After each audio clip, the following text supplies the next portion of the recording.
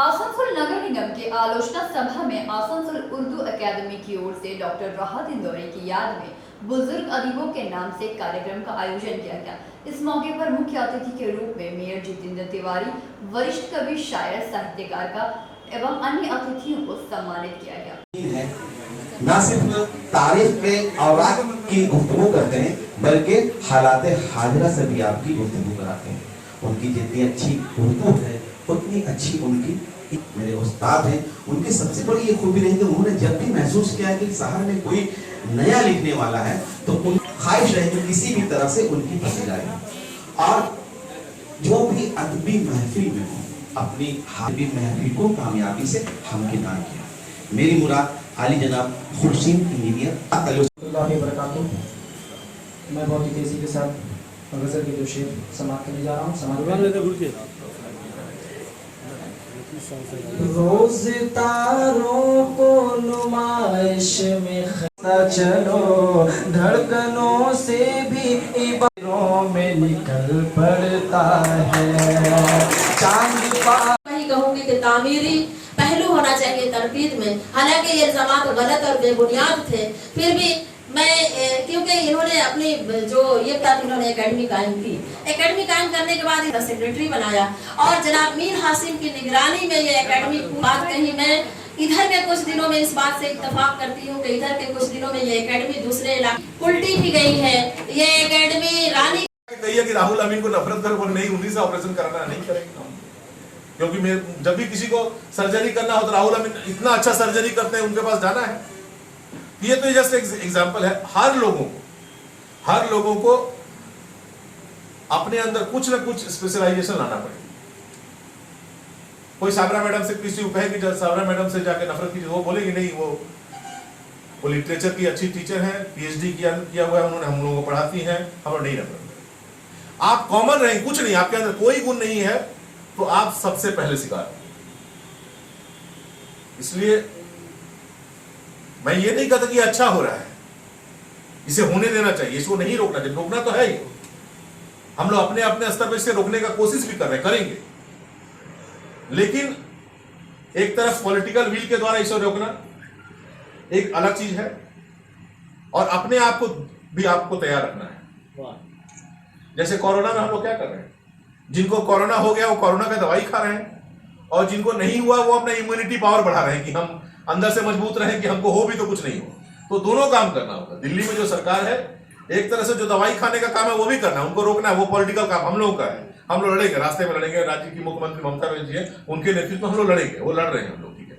लेकिन एक तरफ जो आप लोग हैं, आपको भी अंदर से और मजबूत होने की जरूरत है कि यदि उधर से अटैक हो तो उसका इफेक्ट आपके ऊपर ज्यादा ना हो, अंदर से आप इतने मजबूत रहें तो उसका इफेक्ट ज्यादा ना हो। उसके लिए आपको तैयारी करने की जरूरत है।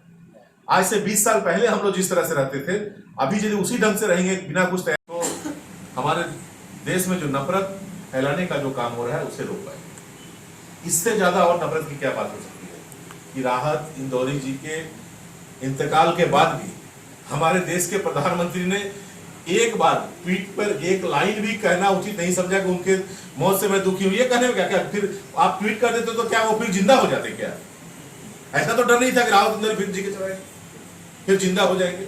लेकिन यहाँ हमारे देश में ये अवस्था हो चुकी है, माने एक आदमी गुजर गया और वो चले जाने से मैं दुखी हूं ये कहने में भी परहेज है लोग। ये माहौल बन गया है और उसी माहौल में वो राहत इंदौरी, और कैसे वो लोग दिल्ली में बैठे हुए लोग कैसे कर सकते? जब राहत इंदौरी अपने मुशायरों में ये हिंदुस्तान किसी का बाप का नहीं है कह दे तब तो गुस्सा रहता ही है। लेकिन उसने तो सही कहा, सही में किसी का बाप का है क्या? है तो कॉन्स्टिट्यूशन के बाप का है और किसी के बाप का नहीं। किसी के बाप का हिंदुस्तान है तो जिन लोगों ने देश को आजाद कराया उन सारे लोगों के बाप का है। उसमें हिंदू, मुस्लिम, सिख, ईसाई सारे लोग, अकेले कोई कैसे कर सकता कि हमारे बाप? तो राहत ने तो सच बात ही कही, लेकिन सच बात बेबाक रूप से कही इसलिए दुश्मन बन गए। और दुश्मन ऐसे दुश्मन कि उनके गुजर जाने के बाद भी हम ये कहने में परहेज कर रहे हैं का एक जुनून पैदा करे। और आज मुझे कहने दीजिए कि जब से मैंने सदाए उर्दू इनकी निगरानी में निकालना शुरू किया, ये तीसरा शुमारा सदाए उर्दू का आ गया है। और आप यकीन जाने जो उर्दू वाले हैं मेरी बात से मुत्तफिक होंगे कि उसमें नई नस्ल की तहरीरें बहुत ज्यादा हैं। नए बच्चे लिखने वाले जो नए नए निकले हैं, ये 3 शुमारे में, तीनों में कम से कम 40% से 50% नए बच्चों की तकलीफ इसमें शामिल है। ये एक बहुत बड़ी बात है कि नए लिखने वाले लिख रहे हैं और आगे बढ़ रहे हैं। उसके अलावा कौमी यकजहती पर सेमिनार कराया गया, सहाफत पे सेमिनार कराया गया, मुंशी प्रेमचंद पे सेमिनार कराया गया। हम लोगों ने कोई भी मौका हाथ से जाने नहीं दिया कि हम लोग प्रोग्राम करके हौसला अफजाई न करें। यानी एकेडमी फाल रही है और इसका सबसे बड़ा जो सेहरा जाता है वो मेयर साहब के सर जाता है, जितेंद्र तिवारी सर के सर जाता है कि उनकी वजह से ही एकेडमी ने बेहतरीन ढंग से काम किया और आगे की जानिब रास्ते पे गामजन है।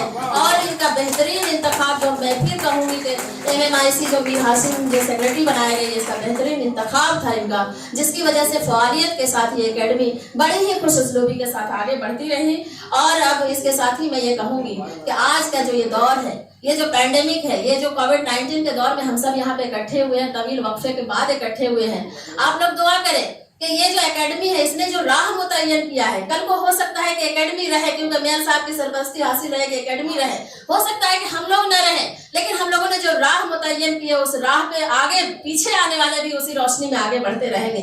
हम ये दुआ करते हैं कि इसने जो रिवायत कायम की है उस रिवायत को मजीद मुस्तहकम बनाया जाएगा, उस रिवायत को और मजीद मुस्तहकम तरीके से आगे बढ़ाया जाएगा। यही हम दुआ भी करते हैं और ये भी दुआ करते हैं कि मेयर साहब की ये मोहब्बत उर्दू अदब से, बांग्ला अदब से, हिंदी अदब से बनी रहे। वो एक लिटरेरी पर्सन है, लिटरेचर से उनका लगाव है, ये इसी तरह से बनी रहे, क्योंकि ये उन्हीं का दिया हुआ हौसला है।